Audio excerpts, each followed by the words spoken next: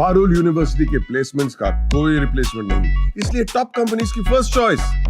आप तो समझ ही गए होंगे। Join Parul university, Vadodara, Gujarat. जैसे ही भारत पाकिस्तान के बीच तनाव बढ़ता जा रहा है, भारत की तरफ से 7 मई 2025 को लॉन्च की गई ऑपरेशन सिंदूर के बाद इंडियन नेवी के ब्रह्मोस सुपरसोनिक क्रूज मिसाइल से लैस वॉरशिप्स रिपोर्टेडली कराची के करीब पहुंच गए हैं, जो पाकिस्तान का सबसे बड़ा पोर्ट सिटी और इकोनॉमिक हब है। सोर्सेस के मुताबिक मुंबई से लगभग 600 नॉटिकल माइल्स दूर ये डिप्लॉयमेंट स्ट्रैटेजिक पोजीशनिंग का हिस्सा है, जिसका मकसद है पॉसिबल पाकिस्तानी एग्रेशन का मुकाबला करना। लेकिन अगर ब्रह्मोस की बात हो रही है तो आईएनएस विक्रांत का जिक्र भी बेहद जरूरी हो जाता है। नमस्कार दोस्तों, आप देख रहे हैं जागरण जोश और मैं हूं आपके साथ सिमरन राजपाल। दोस्तों देखिए, आईएनएस विक्रांत सिर्फ एक वॉरशिप नहीं बल्कि भारत की इंजीनियरिंग और डिफेंस कैपेबिलिटीज का जीता जागता सबूत है। एज पर पीआईबी इसका डिजाइन इंडियन नेवी के वॉरशिप डिजाइन ब्यूरो ने बनाया है और कोचिन शिपयार्ड लिमिटेड ने बनाया है, ministry of ports, shipping and waterways के अंडर। ये 45,000 टन का जायंट शिप इंडिया का अब तक का सबसे बड़ा शिप है।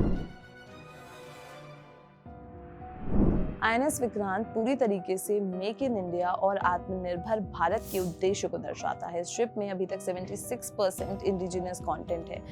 BEL, BHEAL, GRSE जैसे कई बड़े इंडस्ट्रियल हाउसेस के अलावा 100 से ज्यादा MSEs का योगदान रहा है इसमें। इससे भारत उन देशों में आ गया है जिनके पास एयरक्राफ्ट कैरियर्स बनाने की अपनी कैपेबिलिटी है। US, UK, France, Russia, China और अब भारत। एयरक्राफ्ट कैरियर्स किसी भी कंट्री के लिए सिर्फ एक फ्लोटिंग रनवे नहीं होते, ये एक मूविंग एयरबेस होते हैं। ये एयर सुपीरियोरिटी स्टैब्लिश करते हैं, मैरीटाइम सिक्योरिटी को इंश्योर करते हैं और ऑफेंसिव ऑपरेशंस को कैरी करने में एक्सट्रीमली यूजफुल होते हैं। सी लाइंस ऑफ कम्युनिकेशन को सिक्योर करना, surveillance, air defence, anti submarine warfare, ये सब एक एयरक्राफ्ट कैरियर के थ्रू पॉसिबल होता है। 1945 में लॉन्च हुआ HMS हरकुलीज, लेकिन कंप्लीट नहीं हुआ। 1957 में इंडिया ने इसे परचेज किया और 4 मार्च 1961 को इसे आईएनएस विक्रांत के रूप में कमीशन किया गया। कैप्टन प्रीतम सिंह इसके पहले कमांडिंग ऑफिसर थे। 1961 में ये शिप बेलफास्ट से बॉम्बे लाया गया। ये एशिया का पहला एयरक्राफ्ट कैरियर था और कई सालों तक इसका कोई मुकाबला नहीं रहा। 1971 के इंडो पाक युद्ध में आईएनएस विक्रांत ने पाकिस्तानी नेवल स्ट्रेंथ को तोड़ दिया। इसके एयरक्राफ्ट जैसे कि सी हॉक और एलीज ने चिटागोंग, कॉक्स बाजार, खुलना और मोगना जैसे जगहों पर भी भारी तबाही मचाई। इन एयर स्ट्राइक्स ने एनिमी पोर्ट्स और रनवे को नुकसान पहुंचाया, जिससे पाकिस्तानी नेवी रीइंफोर्समेंट नहीं भेज पाई। ये ईस्ट पाकिस्तान के ब्लॉकेड में भी क्रूशियल था और इसी के बाद बांग्लादेश का जन्म हुआ। 1984 में आईएनएस विक्रांत एक नए अवतार में वापस आया। वी-स्टॉल कैरियर जो सी हैरियर्स ऑपरेट करता था। ये एयरक्राफ्ट वर्टिकल या शॉर्ट टेक ऑफ के लिए डिजाइन किए गए थे। इस नए विक्रांत ने इंडियन नेवी को एक मॉडर्न कम्बैट एज दी और फ्यूचर प्लानिंग में आईएनएस विक्रमादित्य और नए विक्रांत की सोच को जन्म दिया। आईएनएस विक्रांत पहले ब्रिटिश नेवी का HMS हर्मिस था।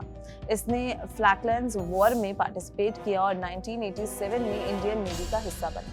28,700 टन के ये कैरियर 227 मीटर लंबा और 49 मीटर छोटा था। ऑपरेशन जुपिटर श्रीलंका, ऑपरेशन विजय कारगिल और ऑपरेशन पराक्रम जैसे मेजर मिशंस में इसकी भूमिका बहुत ही महत्वपूर्ण रही। मलाबार, वरुणा, नसीम अल बहार जैसी जॉइंट एक्सरसाइजेज में भी ये हमेशा फोरफ्रंट में रहा।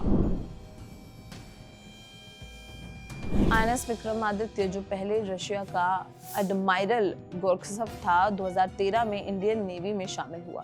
285 मीटर लंबा, 60 मीटर चौड़ा और 23 डेक्स के साथ ये इंडियन नेवी का सबसे बड़ा शिप है। ये MiG-29 के कामोव हेलीकॉप्टर, सी किंग, ध्रुव जैसे एयरक्राफ्ट ऑपरेट करता है। 7,000 नॉटिकल माइल्स तक के रेंज के साथ ये एक फ्लोटिंग सिटी है जिसमें 1600 पर्सनल रहते हैं। नया INS विक्रांत यानी कि IAC-1 भारत की नेवल कैपेबिलिटीज का शाइनिंग एग्जाम्पल है। 262 मीटर लंबा, 28 नॉट्स की टॉप स्पीड और 30 एयरक्राफ्ट कैरी करने की कैपेसिटी। MiG-29 के MH-60R हेलीकॉप्टर्स LH-3 और नेवी वर्जन ऑफ LCA इसमें ऑपरेट करते हैं। ये स्टोबर्स सिस्टम का यूज करता है, यानी स्काई जंप, टेक ऑफ और अरेस्टर वायर रिकवरी सिस्टम। ये शिप इंडिया की मरीन डोमिनेंस के लिए एक गेम चेंजर है। INS विक्रांत के कमिश्निंग के साथ भारत ने दुनिया के उन 5 चुनिंदा देशों की लिस्ट में जगह बना ली है जो अपने एयरक्राफ्ट कैरियर को डिजाइन और बिल्ड करने में सक्षम है। ये सिर्फ एक शिप नहीं बल्कि एक राष्ट्रीय गर्व का प्रतीक है। सेल्फ रिलायंस, इनोवेशन और भारत की नौसेना की उदय की एक गाथा। तो INS विक्रांत पर आपका क्या कहना है, हमें कमेंट सेक्शन में जरूर बताएं और अगर ये वीडियो पसंद आई हो तो इसे लाइक और शेयर करना बिल्कुल भी ना भूलें। मिलते हैं अगले वीडियो में। नमस्कार।